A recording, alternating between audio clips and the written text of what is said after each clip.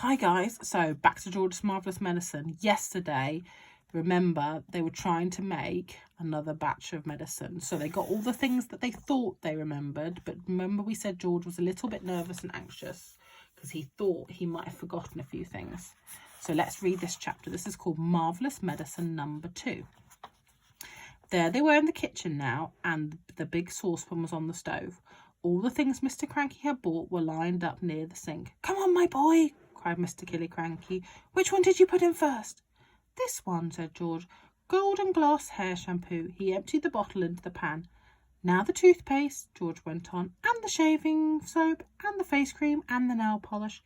"Keep at it, my boy," cried Mr. Cranky, dancing around the kitchen. "Keep putting them in. Don't stop, don't pause, don't hesitate. It's a pleasure, my dear fellow, to watch you work." One by one, George poured and squeezed the things into the saucepan. With everything close at hand, the whole job didn't take him more than 10 minutes. But when it all was done, the saucepan didn't somehow seem to be quite as full as it did the first time. So he is saying that the saucepan isn't as full. So what do you think that means? Yeah, I think it means he's forgotten a lot of things. "Now, what did you do?" cried Mr. Cranky. "Did you stir it?" "I boiled it," George said, "but not for long, and I stirred it as well."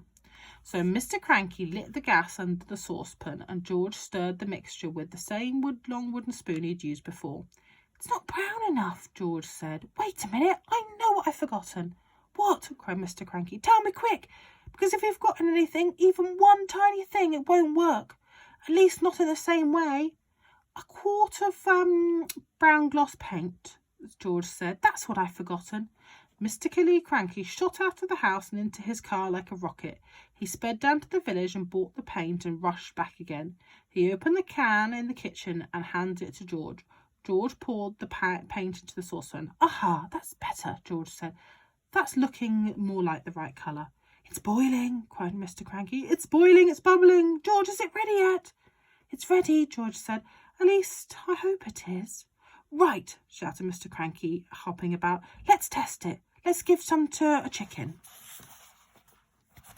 "My heavens alive, why don't you calm down a bit?" Mrs. Cranky said, coming into the kitchen.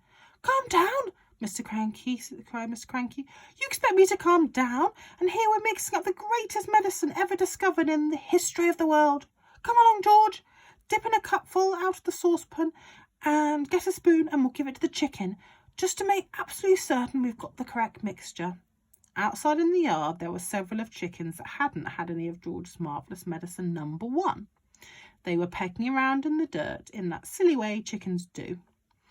George crouched down, holding out a spoonful of Marvellous Medicine number 2. "Come on, chicken," he said. "Good chicken, chick, chick, chick, chick." So, without looking, we've still got a page left of this chapter, a little bit more. What do you think is going to happen to this chicken? So we know that, if you can remember, it's not exactly the same mixture. He has forgotten a few things out. So what do you think is going to happen to this chicken? Do you think he's going to cough and splutter and have smoke, and do you think he's going to get bigger like the other ones? Let's see. The white chicken with black specks on its feathers looked up at George. It walked over the spoon and went peck. The effect that medicine number 2 had on this chicken was not quite the same effect produced by medicine number 1, but it was very interesting. "Whoosh!" shrieked the chicken, and up it shot 6 feet into the air and came back down again. Then the sparks came flying out of his beaks, bright yellow sparks afire, and though someone had sharpened a knife on a grindstone inside its tummy. Then its legs began to grow longer, and its body stayed about the same size. But its 2 long yellow legs got longer and longer and longer, and longer still. "What's happened to it?" cried Mr. Killycranky. "Something's wrong," George said.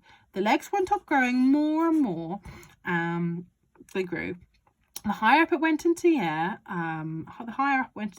the chicken's body. When the legs were about 15 feet long, they stopped growing. The chicken looked perfectly absurd, with its long legs and its ordinary little body perched high up on top. It was like a chicken on stilts. "Oh, I've strayed on my sainted dance," cried Mr. Killicranky. We've got it wrong. This chicken isn't any good. It's all legs. No one wants chicken legs. I must have left something out, George said. Oh, so I wonder what he's left out. I went to the bathroom. He went to the bedroom. He went down to the laundry room. Went to the shed. Can you remember where else he went? He must have left something out. Can you remember what he's left out? Let's have a look. I know, you've left something out, Mr. Cranky, cried Mr. Cranky. Think, boy, think. What was it you left out? I've got it, said George. What was it, quick? Flea powders for dogs, George said. You mean you put flea powder in the first one? Yes, Dad, a whole carton of it. Then that's the answer. Wait a minute, said George.